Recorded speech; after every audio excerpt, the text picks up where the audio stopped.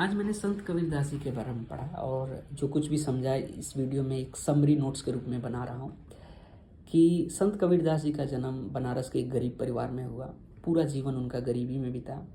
पेशे के रूप में उन्होंने सिलाई का काम किया। सिलाई करते करते अपने काम को छोड़ा नहीं। सिलाई का काम करते करते लोगों को ये चीज़ समझाया कि जीवन को कितनी सरलता से और ईमानदारी से जिया जा सकता है। जो उस समय धर्म के नाम पर पाखंड और अंधविश्वास फैला रहे होते थे कुछ लोग, क्योंकि उस समय धर्म का भाषा हुआ करता था संस्कृत और अरबी।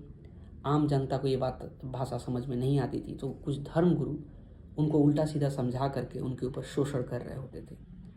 तब उन्होंने अपने अनुभव से लोगों को ये चीज़ शिक्षा देना शुरू किया कि क्या चीज़ गलत है, क्या चीज़ सही है।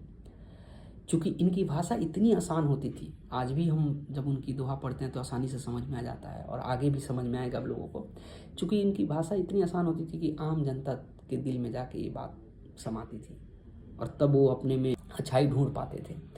उनके भाषा में हिंदी, भोजपुरी, पंजाबी हर तरह के वर्ड यूज़ होते थे और बहुत आसानी से समझ में आ जाता था। अपने जीवन यापन करते करते कई सारे विद्वानों से टकराए, कई सारे पंडितों से टकराए जो उनको मूर्ख बनाते थे। उन पे सवाल उन्होंने कहा, उनके बातों को काटा। जैसे एक बार गंगा स्नान पे एक पंडित स्नान कर रहे थे और वहाँ स्नान करते करते उन्होंने लोटा ऑफर किया, तो उन्होंने लेने से मना कर दिया। कह रहे कि तुम्हारा लोटा शुद्ध नहीं है, मैं ऐसे इससे स्नान कैसे कर सकता हूँ। तब कबीरदास जी उस पंडित को बोलते हैं कि इस गंगा जल के पानी से अगर मेरा लोटा शुद्ध नहीं हो सकता तो आपका शरीर कैसे शुद्ध हो सकता है। और ऐसी बातें आम लोगों को समझ में आने लगी। इसी तरह जहाँ जहाँ पाखंड देखते थे वहाँ वहाँ पहुँच जाते थे और खुल के आलोचना करते थे बड़े बड़े विद्वानों का। उन्होंने हमेशा से अपने अनुभव को आगे रखा। वो पढ़े लिखे नहीं थे ज़्यादा, फिर भी उनके अनुभव इतने स्ट्रांग थे कि बड़े बड़े, जैसे एक बार काजी को उन्होंने घर पे बुलाया और वहाँ पे जिनको पता था कि काजी आएगा तो उन्होंने सूअर को बाहर बांध दिया अपने घर के आगे।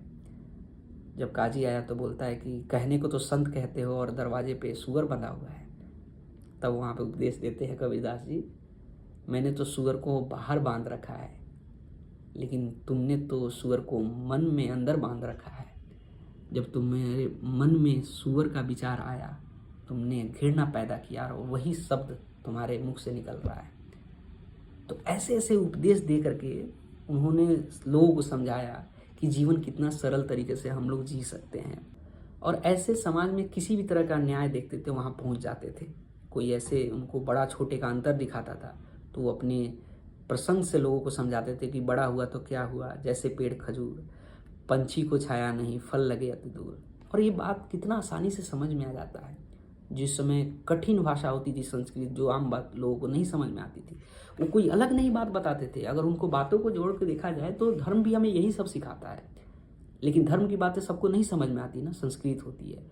पर उनकी भाषा जो होती थी आम बोलचाल की भाषा, उससे लोगों को समझ में आती थी। और इस तरीके से समाज में कहीं पे भी गलत सही हो रहा होता था, अन्याय हो रहा होता था, वो अपने उपदेश से लोगों को जागृत करने की कोशिश की। उनको मारने के लिए कई बार प्रयास किया गया है। जैसे आज के समय में भी कोई ज़्यादा कायदे का बात करता है तो उसको प्रहार किया जाता है। हर दौर में जो विद्वान लोग रहे हैं, चाहे सुकरात ही क्यों ना हो, लोगों ने उनके ऊपर आलोचना, मारना, ये सब कुछ किया है। लेकिन खैर, हम कबीरदास जी के जीवन से यही सीख सकते हैं कि अगर हमारे अंदर ईमानदारी है तो हम अपने जीवन को बहुत सरलता से, बहुत आसानी से जी सकते हैं। कोई छोटे बड़े का अंतर नहीं, सही है तो उसके पीछे छोड़ना नहीं है, गलत का कभी साथ देना नहीं है। और उनकी प्रसंग से हम बहुत कुछ सीख सकते हैं। बहुत अच्छा लगा मुझे जान करके कबीरदास जी के बारे में। आप क्या सोचते थे कबीरदास जी के बारे में? आप भी हमें शिक्षा साझा कीजिए, क्योंकि मैं भी अभी पढ़ रहा हूँ, समझने की कोशिश कर रहा हूँ।